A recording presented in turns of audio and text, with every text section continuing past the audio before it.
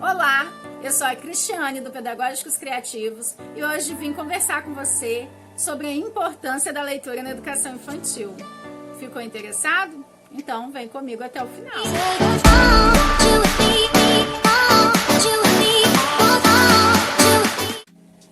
Quando lemos, exploramos novos mundos, novas realidades, nos expomos a novos conhecimentos. A leitura ela enriquece o nosso vocabulário, a nossa criatividade, estimula a nossa imaginação. E quem é que não gosta de ler um bom livro, não é mesmo? Através da leitura, a criança desperta o senso crítico, desenvolve valores, cultura e muito conhecimento. A leitura desenvolve o repertório e trabalha as emoções, porque ela emociona, causa impacto. E é muito importante que a criança manipule o livro. Mesmo que ela não saiba ler, é muito importante ela estar ali observando as figuras e construindo a história. E agora nós vamos falar também um pouquinho sobre a contação de história. É importante a contação de história para a educação infantil? É claro que é muito importante a contação de história na educação infantil. Isso porque a contação ela estimula a memória, ela estimula a criatividade, a imaginação.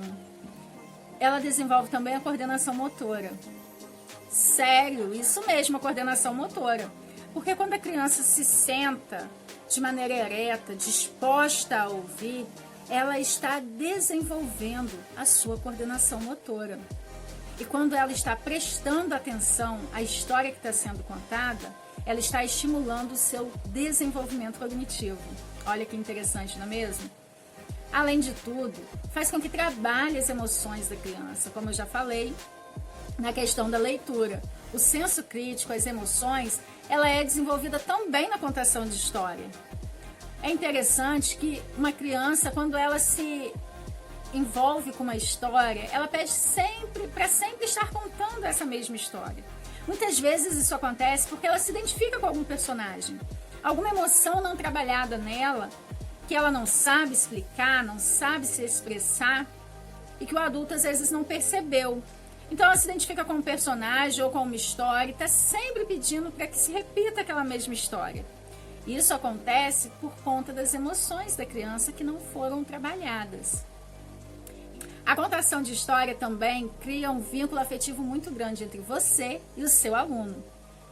Outra coisa importantíssima, a rotina de contação de história faz despertar no aluno a paixão pela leitura.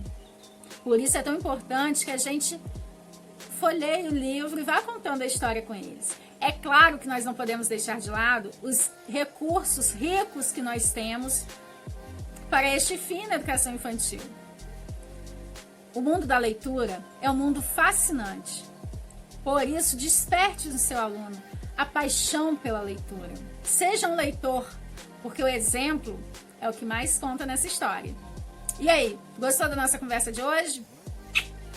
Beijo grande, fica com Deus!